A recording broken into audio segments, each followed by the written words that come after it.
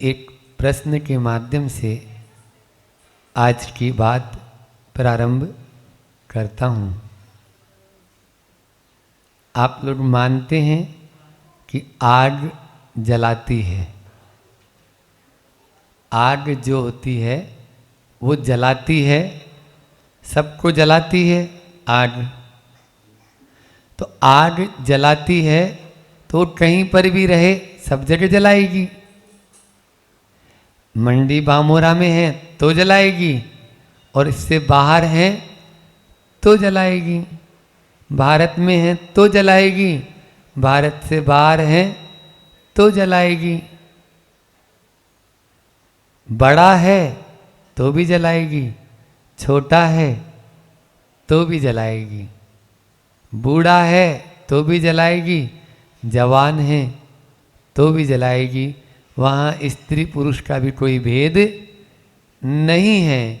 जिस प्रकार से आप लोगों ने बताया कि आग सर्वत्र जलाती है, वैसे ही कसाई भी कहीं पर भी करो वो तो जलाएगी। इसलिए चाहे छोटे हों, चाहे बड़े हों, चाहे ज्ञानी हों, चाहे बुद्धू हो, चाहे मूर्ख हों, चाहे कोई भी हो, कसाई यदि करेंगे तो जलेंगे, कसाई नहीं करेंगे तो जिएंगे और तर जाएंगे। यही अपनी विगत दिनों से इन्हीं आशय के लेकर काफ़ी दिनों से अपनी कर्म के विषय को लेकर चर्चा चल रही है। आज भी अपन उसी के लिए बैठे हैं।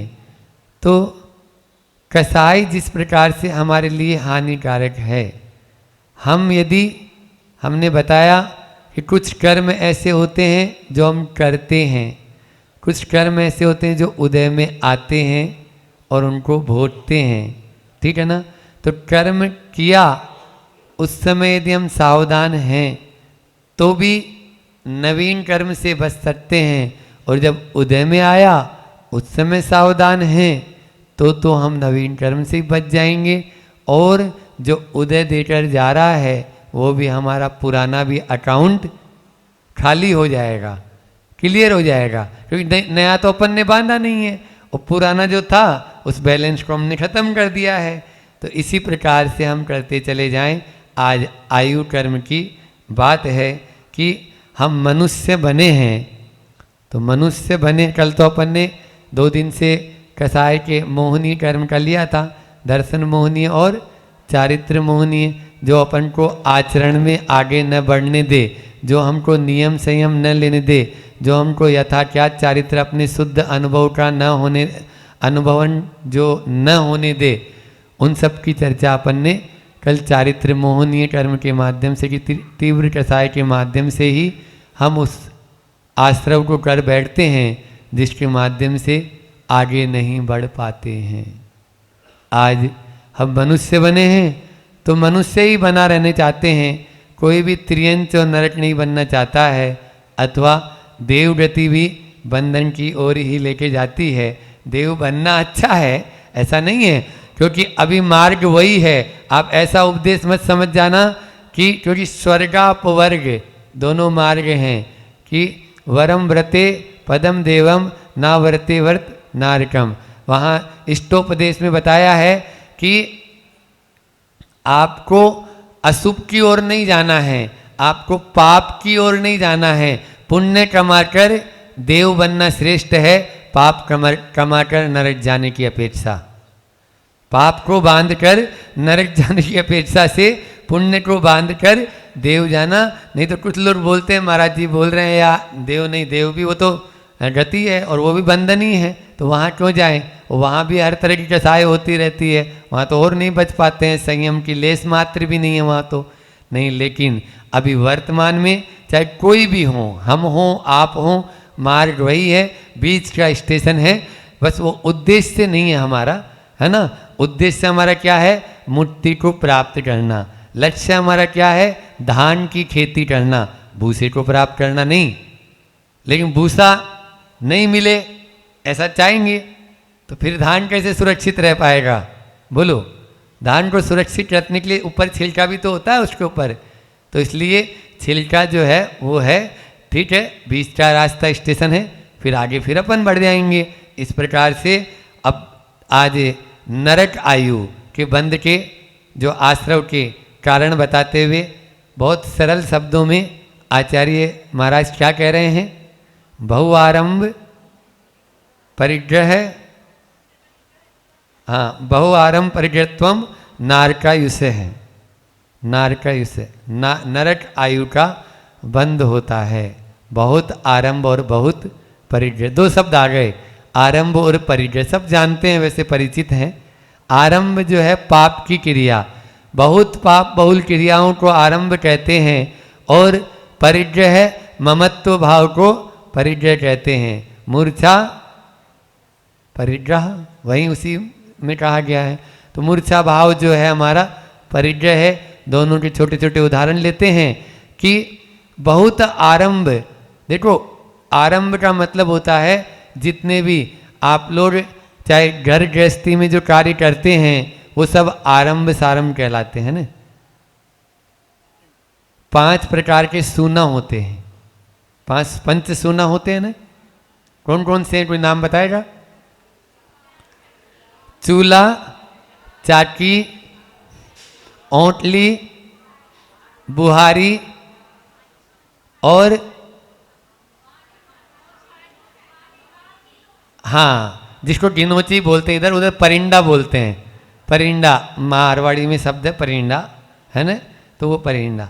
तो ये 5 हो गए जहाँ पानी वगैरह रखते थे। अब तो फ्रिज आ गए, पहले जो मटकी वगैरह या कलश वगैरह रखते थे और शोर सुत्तट हो जाती थी तो वो बासन बदले डालते थे पहले और उनको साफ किया जाता था। लेकिन अब वो परंपरा, ये 5 सूना जिसके पास में हैं, हालांकि इस पर हम फिर कभी बोलेंगे, 5 सूना जिसके पास में वो साधु साधु नहीं है, और ये 5 सूना जिसके पास में नहीं है वो गृहस्थ गृहस्थ नहीं है। आचार्य श्री कहते हैं इन 5 सूना ही चले गए, ये 5 के 5 ही चले गए। आप देखो ना, हाँ, बुहारी का स्थान वाइपर ने ले लिया, चूल्हा का स्थान गैस चूल्हा लाइटर ने ले लिया है, परिंडा का स्थान जो गिनोची बोलते हो उसका फ्रिज ने ले लिया है ना। चाकी है तो मशीन वाली बटन दबाओ, मिक्सी आ गई, और खलबट्टा वाले सब चले गए, बट्टा बट्टा हो गया, पूरा ही बट्टा हो गया अपना। हाँ, तो ये जहर हो गए सारे के सारे। आप लोग बीमार हैं सब, तो क्यों बीमार हैं? इसी कारण से कि इन पंच सूना को छोड़ दिया है। वहाँ पे आते हैं अब सूना रंबाणाम इससे ते दानम, मतलब यानी दान किसको दें? तो जो अब सूना वाले हैं, जो सूना से रहित हैं, उनको दान दो, ऐसा बताया गाथा में आचार्य समंतभद्र स्वामी कह रहे हैं। तो यहाँ पर जो सब्जेक्ट चल रहा है अपना वो है कि बहुत आरंभ, आपके लिए आरंभ की छूट दी गई है, आपके लिए उद्योग की छूट दी गई है ना, आपके लिए विरोध करने की छूट दी गई है। 4 हिंसाओं में से 3 हिंसा करने की छूट। कोई होंगे ऐसे आचार्य, लेकिन महान तीर्थंकरों का ये दिल है जो तुम ये भैया इसमें छूट कर, लेकिन वो दिल ऐसा नहीं है। उद्योग में हिंसा हो मान्य है, लेकिन हिंसा का ही उद्योग हो जाए तो क्या मान्य है? उद्योग में हिंसा चलेगी? वो बोल रहे हैं, आचार्यों ने छूट दी कि तुम ऐसा कोई भी काम करेगा, तुम एक एक कदम भी उठाएगा तो वो होगा। तुम रोटी बनाएगा तो भी आरंभ है, करे बनाना पड़ेगा, नहीं बनाएगा तो खाएगा क्या, और साधु को क्या खिलाएगा तुम्हारे यहाँ आएंगे तो ये चीजें। लेकिन आरंभ, बहुत आरंभ नहीं होना चाहिए, बहु आरंभ। अब मान लीजिए आपने पोल्ट्री फार्म ही खोल लिया, आपने मान लीजिए फिश फार्मिंग असली आ गई, मछली पालन, इसको कृषि की उपमा दे दी, और वो भी मध्य प्रदेश सरकार ने भी दी है। आप लोगों को मालूम ही नहीं है, बजट जब आता है जब देखो उसमें क्या मछली पालन वो एक कृषि है? मैं आपसे ही पूछता हूं, बोलो, वो खेती है? तो खेती कहाँ हमारे यहाँ खेती होती थी, अब इसको खेती। और आज जितने नेता बड़े नेता हैं उन सबके ये दोनों चीज मिलेंगे। क्यों? क्योंकि 100% सब्सिडी मिल रही है पूरे के पूरा, तो जो गवर्नमेंट से ऐड मिल रहा है वो पूरा का पूरा वहां जा रहा है। तो ये हमारे लिए बहुत हानिकारक है। इसलिए बहु आरंभ, यहाँ पे बहुत आरंभ है, ये आरंभ हमें नरक की ओर लेके जाएगा। बहुत आरंभ और बहुत परिग्रह नरक की ओर लेके जाएगा, ये कह रहे हैं आचार्य महाराज। और इस तरह का यदि अपन आरंभ करेंगे तो निश्चित रूप से वो नरक का द्वार है। दूसरा है परिग्रह। परिग्रह क्या है? ममत्व भाव, मेरा तेरा, है ना, थारी मारी, मारवाड़ी में बोलते हैं ना, थारी मारी चालती रहे। तो वो नहीं, ये तेरा, ये मेरा, ये ऐसा है, ये उसका है, ये मेरा रहेगा, इधर ये मत रखो, ये मत करो। तो ये सब क्या है? हाँ, ये तो सब यानी छीना झपटी वाला काम है। छीना झपटी वहीं होती है। तो पहले यहाँ प्रैक्टिस कर रहा है, फिर वहाँ जाके प्रैक्टिस मतलब यानी और प्रायोगिक रूप में आ जाएगा। अभी यहाँ अभ्यास रूप में है, वहाँ प्रयोग करेगा। तो ये स्थिति है। ये एक बार क्या हुआ, एक जो है नोटर था, तो उस नोटर से एक घड़ी टूट गई। अब वो घड़ी जो वो सेठ था जिसके यहाँ काम करता था, वो उसको ब्याह में मिली थी, मतलब उसकी शादी में आई थी दहेज में। ब्याह मतलब वो मतलब मारवाड़ी शब्द है, शादी, विवाह में। तो विवाह में वो जो है मिली थी, तो वो विवाह में मिली तो उसके प्रति थोड़ा सा आकर्षण था। अब वो भी डर रहा है, बिल्कुल दुखी है कि अब तो सेठ जी डांटेंगे और तनख्वाह भी अपनी काट लेंगे। तो लेकिन सेठ जी ने बोला नहीं कोई बात नहीं, टूट रही तो कोई बात नहीं है, घबराओ नहीं तुम, अब टूट रही टूट जाती है, टूटने के लिए ही होती है, हो गई। ऐसा उनका था। तो वो थोड़ा शांत तो हो गया, दुख थोड़ा कम तो हुआ, लेकिन तुरंत ही सेठ जी बोलते हैं लेकिन कल ही मेरा विचार आया था कि इस घड़ी को मैं तुम्हें दे दूं, इस घड़ी को मैं तुम्हें दे दूंगा। अब उसको जो है क्या हो गया, दुख होना शुरू हो गया। अभी तक तो वो दुखी था कि सेठ जी तनख्वाह काट लेंगे, मेरी पगार काट लेंगे, तो दुखी था। और अब दुखी क्यों है? अरे वो घड़ी नहीं टूटती तो अच्छा था, हमें मिल जाती। ये होता है कि नहीं होता? ये है मूर्छा, ये है मूर्छा। देखो अब वो बहुत दुखी हो रहा है, पहले नहीं था। पहले टूट गई तो पहले दुखी इसलिए था कि पगार जो है मेरी काट लेंगे, लेकिन उतना दुख नहीं था जितना। तो ये हमारे साथ में भी होता है, जब तक उसमें मूर्छा भाव ममत्व भाव नहीं आता है तब तक हमें कोई मतलब नहीं रहता है। और जैसे ही मतलब हो जाता है तुरंत हमारे अंदर में परिणाम कसाय के आ जाते हैं, तुरंत ही उसके प्रति लोभ जागृत हो जाता है, तुरंत ही हमारे दुखी होना शुरू हो जाता है। इसलिए कभी भी इन चीज़ों से अपन को बचना है, दुख से बचना है या नरक जाने से बचना है। तो इसलिए परिग्रह है, कम परिग्रह रखो और कम आरंभ रखो, है ना। कम आरंभ रखेंगे करेंगे तो भी आप नरक से बच सकते हैं। और कोई फार्मूला नहीं है, यहाँ फार्मूला सीधा सीधा बता रखा है, कोई उसमें टेढ़ा मेढ़ी चाल नहीं है कि आप परिग्रह अपना जितना है उसको कम करते चले जाएं। तो महाराज जी फिर क्या बाबा जी बन जाएं? हम ऐसा उपदेश नहीं दे रहे हैं, बाबा जी बनने वाला उपदेश नहीं दे रहे हैं। लेकिन उसके प्रति जो आपका आसक्ति भाव है, उसके प्रति जो दृढ़ता है, उसके बिना आप जी नहीं सकते हैं। सोने की चैन क्या गई, बेचैन हो गए, वो नहीं होना चाहिए। हाँ, चैन तो कितने की, थोड़े सी की थी, लेकिन बिल्कुल बेचैन हो जाएं तो वो भी नहीं होना चाहिए। चली गई अपना जितने दिन का, देखो किसी भी व्यक्ति और किसी भी वस्तु का साथ जितने दिन का है उतने ही दिन रहेगा, उससे ज़्यादा नहीं रह सकता है। इसलिए अपन को गाफिल होने की ज़रूरत नहीं। हाँ, जब तक वो आपके पास में है उसका सदुपयोग कर लो, उसका सदुपयोग कर लो, दुरुपयोग नहीं करें। जब तक वो है अपने पास में वो चीज़, ये भी बताया कारण, 3 कारण और ये बताए हैं कि जो चीज़ है उसका सदुपयोग करेंगे तो अपन नरक नहीं जाएंगे। अपना ईमान सस्ता और धर्म यदि महंगा लगने लगेगा तो समझ लो नरक जाने की तैयारी कर रहे हैं। लोग 2-2 पैसे में अपना ईमान बेच देते हैं। तो ये क्या है? ये है बहु आरंभ बहु परिग्रह। और तीसरा है जो दूसरों के त्याग भावना है, उसमें उससे ज़्यादा चीज़ों को जो है भाव दें, दूसरे के भावों को तो कम महत्व देना और वस्तुओं को। आज यही हो रहा है, यूज एंड थ्रो। आज भावना नहीं है, आज तो केवल उपयोग करो और फेंक दो। ये नई कल्चर चल रहा है। वो घर में जिस तरह से चीज़ों के साथ ट्रेड करने लगा है, वैसे पहले चीज़ों के साथ में भी ऐसा नहीं होता था। और अब वो पदार्थों के साथ में नहीं, लोगों के साथ में भी ऐसा ही ट्रीट करता है। जब तक काम निकलता है तब तक उसके चरण छूता है और काम निकलने के बाद में उसको ही गधा बना देता है कि चलो बाहर बाहर कर देता है।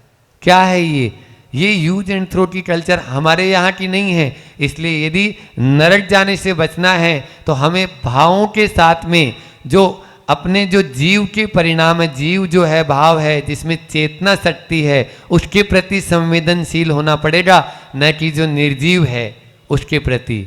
हम उसके चक्कर में ज़्यादा भाव दे देते हैं। आप देख लीजिए परिणाम, भाई भाई में लड़ाई हो गई, बंटवारा होना है, तो अब वो पदार्थ की ओर ही देखेगा, वो उस ओर नहीं जाएगा कि नहीं उसको आवश्यकता है। यदि उसके पास चला भी जाए तो अपने भाई के पास में ही तो है भैया, और कहीं थोड़ी जा रहा है, वो भी तो अपना ही ब्लड है। जिन माता पिता से वो उत्पन्न हुए हैं उनसे अपन उत्पन्न हुए हैं। यदि इस तरह की भावना रखें तो निश्चित रूप से आप पदार्थ से ज़्यादा उस परमार्थ को महत्व देंगे। आप उस ओर अर्थ से ज़्यादा आप उस जीव को महत्व, उसकी ओर संवेदना आपकी जाएगी। इसलिए इनसे बचना है। कुछ और कारण आचार्यों ने बताया है कि अपने को उच्च और दूसरों को तुच्छ समझे, नरक जाने का फार्मूला। पत्थर के समान जिसका दिल हो, पिघले ही नहीं दूसरों के दुख में, ये भी नरक आयु का आश्रय का कारण बताया। दया से शून्य होना, ये भी नरक आयु के आश्रय का कारण है। साधु जन और त्यागी व्रती हैं, इनके बीच में फूट डाल देना, नरक आयु का कारण बताया है। हम शॉर्ट में चल रहे हैं, समय अपनी सीमा से हो रहा है इसलिए, नहीं तो इनके बारे में एक एक उदाहरण और बता देते आप लोगों को।